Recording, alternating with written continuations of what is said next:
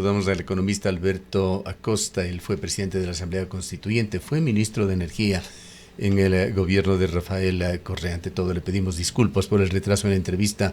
Economista Acosta, tuvimos que tratar un tema bastante delicado del IES en esta ciudad y había informaciones que debíamos desmenuzarlas un poquito.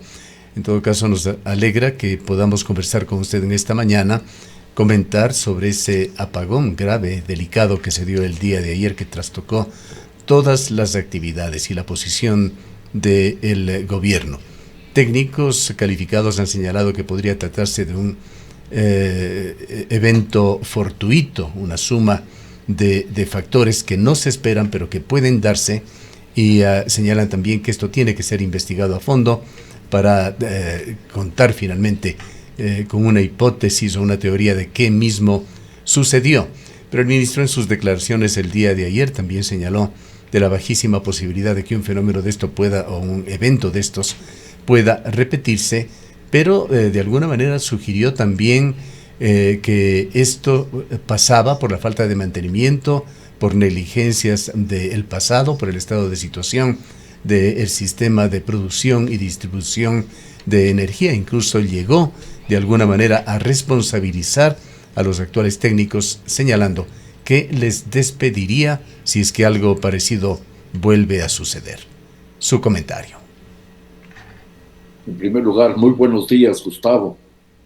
Esperemos que el señor ministro y las autoridades determinen con claridad las causas de ese apagón inesperado que complicó la vida del país en muchos sentidos.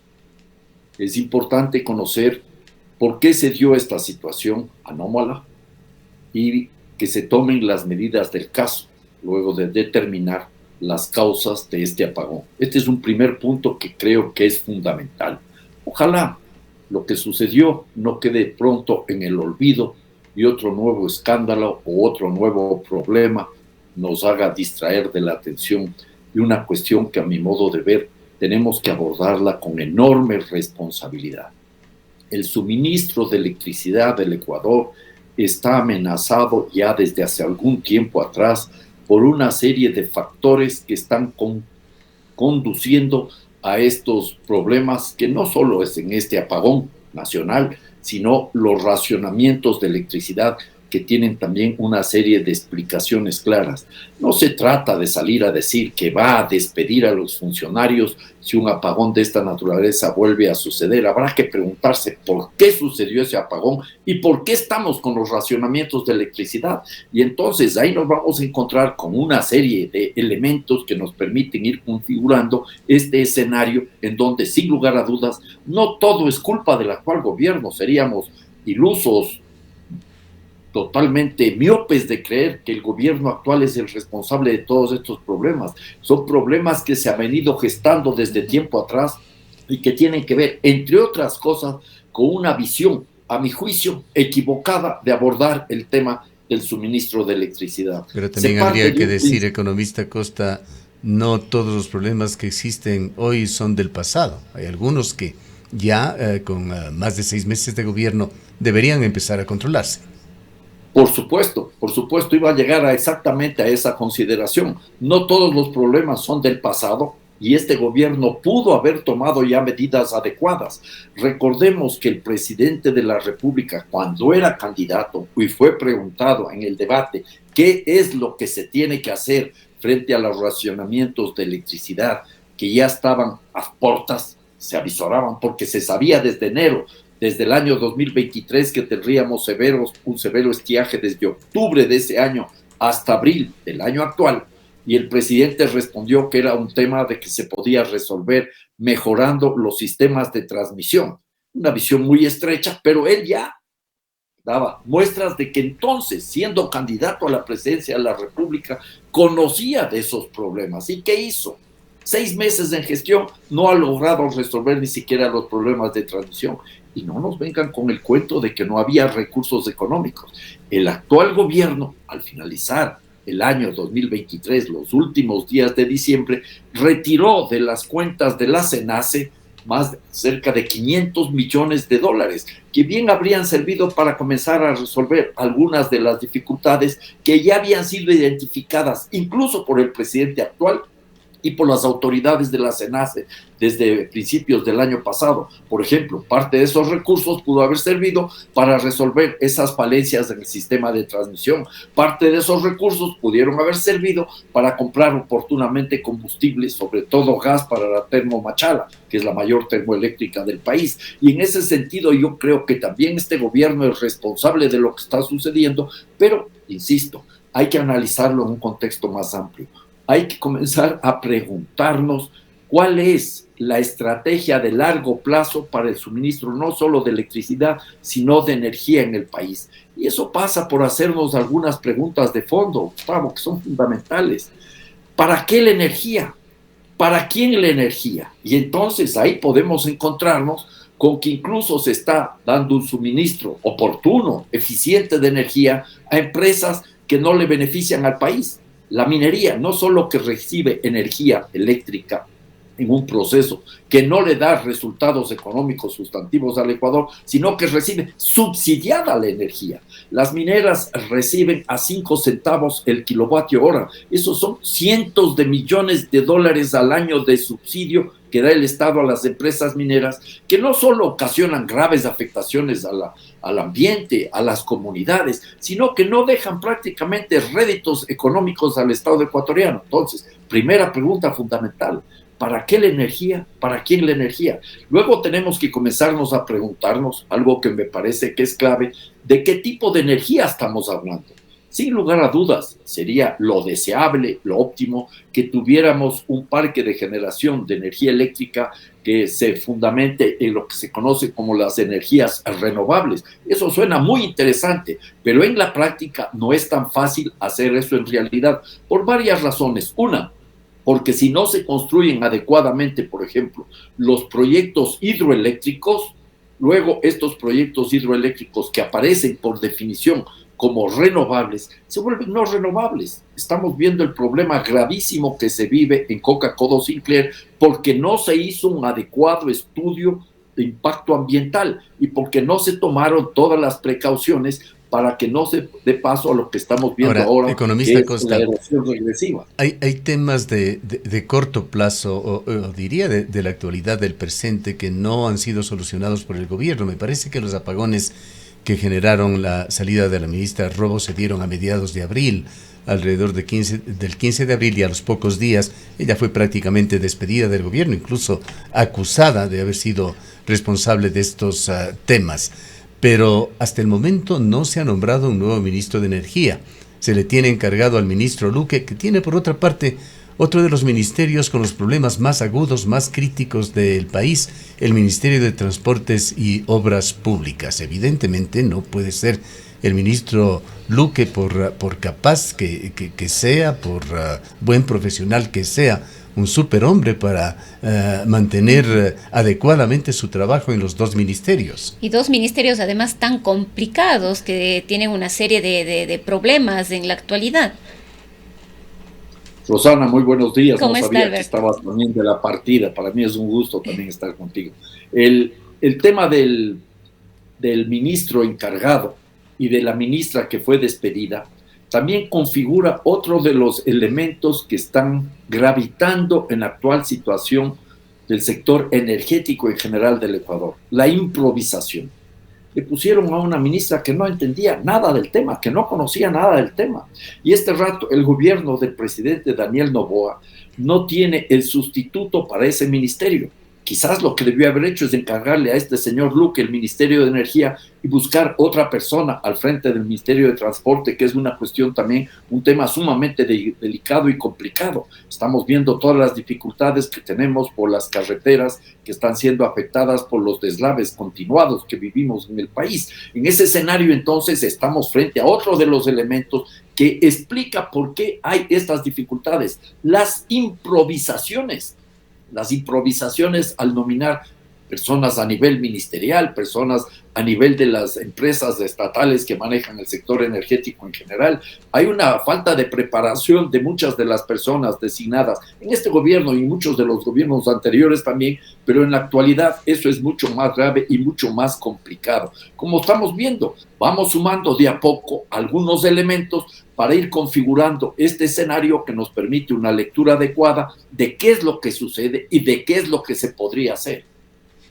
Ahora, economista Costa, el ministro ha dado algunos anuncios, el ministro Luque, diciendo que se ha avanzado en temas de mantenimiento que eran necesarios y otras acciones, pero nos preguntamos hacia dónde realmente debería apuntar el gobierno nacional para que estos problemas no vuelvan a repetirse. Si no llueve, no tenemos luz. Si llueve, tampoco tenemos luz. Además de eso, hay problemas como el del día de ayer. Todo lo que está ocurriendo en Coca-Cola Sinclair es un tema que debe preocupar, porque se ha venido alertando desde hace rato, incluso de un posible colapso de esta hidroeléctrica con toda la erosión que se ha provocado en el río y en las inmediaciones de la central más grande del país. Entonces, hay una gran cantidad de preocupaciones que nos hace ver a los ecuatorianos, a las ecuatorianas, que los problemas energéticos no se van a resolver en corto plazo ni a mediano plazo. Definitivamente, no hay una solución global inmediata. Hay que tomar algunas medidas urgentes, pero lo fundamental debería ser tener una estrategia de largo plazo que tenga pasos para irla cumpliendo paulatinamente, en el corto y en el mediano plazos, y así ir configurando un manejo energético adecuado para el país. Yo creo que eso es algo que ha faltado. Pocas veces se han hecho intentos serios para tener una agenda energética de corto, de mediano y de largo plazo. Y ahí tenemos que trabajar con ciertos elementos reales y concretos. Y lo ideal, lo dije hace unos instantes, sería poder garantizar el suministro de electricidad con la generación de plantas renovables. Pero las plantas renovables demandan un egreso de recursos también muy importantes y tienen un factor de planta, como se conoce, sumamente bajo. Las únicas plantas de generación de electricidad que pueden funcionar, en teoría, los 365 días del año con el mismo rendimiento son las plantas térmicas. No estoy defendiendo plantas térmicas, estoy simplemente haciendo una graficación o tratando de graficar este momento de con qué tenemos que abordar esta cuestión. Esto significa que en el cortísimo plazo, y sobre todo para las horas pico, vamos a necesitar un parque térmico que no tiene que ser muy grande, pero que tiene que estar adecuadamente mantenido y estar en capacidad de dar respuestas rápidas y eficientes cuando sea necesario. No llegar a las situaciones urgentes de contratación, por ejemplo, de barcazas a último momento, que esas son respuestas simplemente producto de la improvisación y del dogmatismo, porque detrás de estos gobiernos, sobre todo en estos últimos gobiernos, ha habido el afán simplemente de abrir la puerta a la privatización del sector eléctrico sin atender adecuadamente el manejo que realizan las empresas estatales, sobre todo la SELEC. En este contexto, entonces, yo creo que es muy importante tener en consideración cómo se puede hacer un mix, una mezcla de suministro de electricidad, teniendo esta visión de corto, mediano y largo plazo para resolver los problemas de forma urgente. En el mediano y largo plazo, ojalá tengamos la capacidad de un suministro energético fundamentado en plantas de generación renovables, que tiene que darse en un contexto que garantice la estabilidad ambiental en el largo plazo. Porque estamos viendo, lo vivimos en Paute, toda la cuenca de Paute, que tiene este rato la mayor capacidad de generación del país, ha sido afectada desde hace algún tiempo atrás por la creciente erosión y deforestación en la misma vertiente del río Paute, y luego por los impactos que está provocando la deforestación en la Amazonía. ¿Sí? Hay menor cantidad de lluvias, o los eventos climáticos, las lluvias son o muy intensas o no hay lluvias. Eso también es un resultado de la destrucción de los páramos y de las selvas amazónicas. Entonces, el escenario requiere un manejo integral. Quien está al frente del Ministerio de Energía y Minas no tiene que ser necesariamente un técnico, un especialista en una cuestión concreta, no. Necesitamos una persona que lidere con un criterio de estadista. teniendo en cuenta que la energía es fundamental para la vida de una sociedad. Dependiendo del tipo de energía que se utiliza, cómo se utiliza, quién controla y quién maneja el sistema energético, se puede dar incluso estructuras que inciden en la vida política y social de un país. Eso debemos entender perfectamente. La energía no simplemente es una mercancía.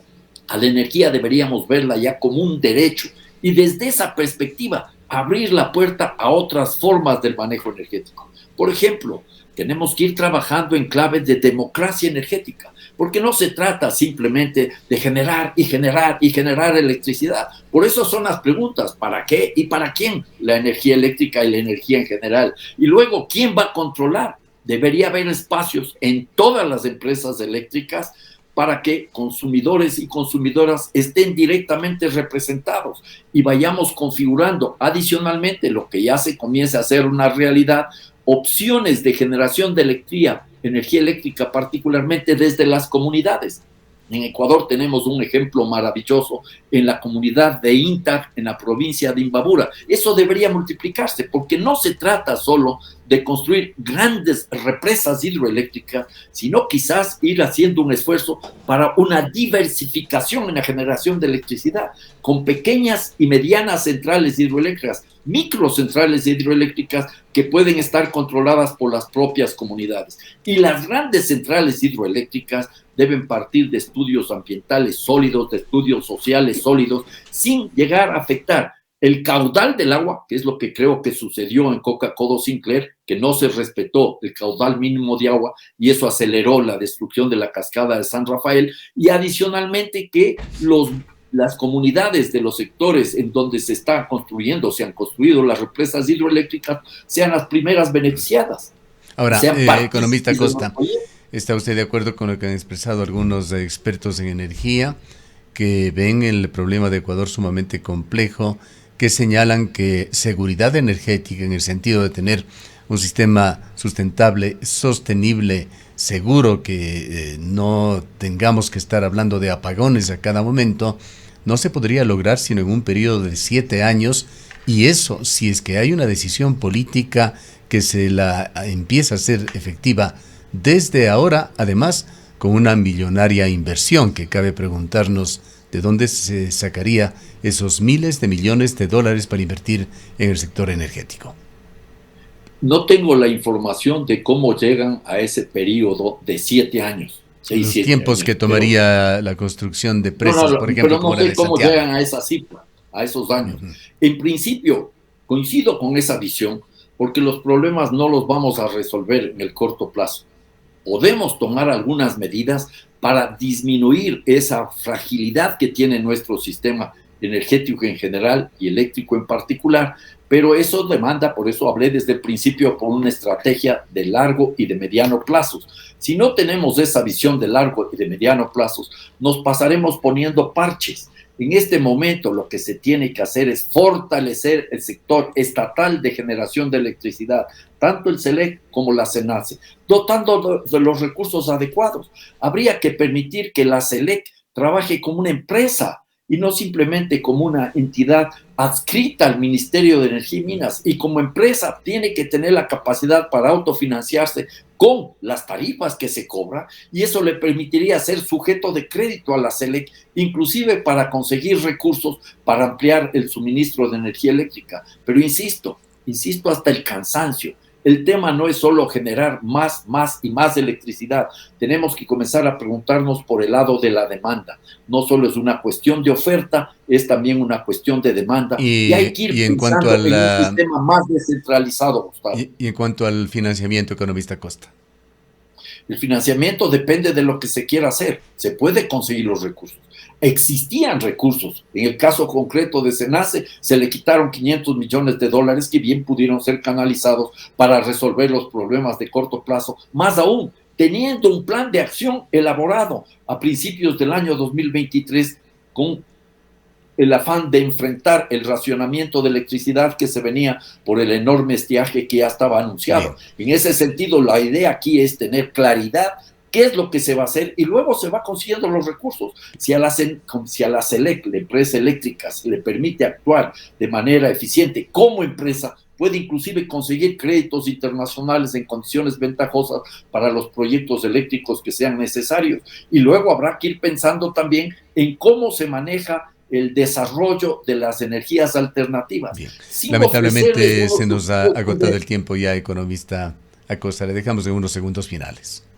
Bueno, simplemente este es un tema que creo que deberíamos abordarlos con mucha responsabilidad y mucha seriedad. Inclusive aquí funcionaría una adecuada política de precios de la energía, de los combustibles y de electricidad, no manejada con criterios fiscales como lo está haciendo ahora el gobierno de Daniel Noboa, que simplemente está aceptando las imposiciones o las recomendaciones y condicionalidades del Fondo Monetario Internacional. Bien. Esta es una muestra de que el gobierno de Noboa sigue en el viejo Ecuador y que de nuevo no tiene nada.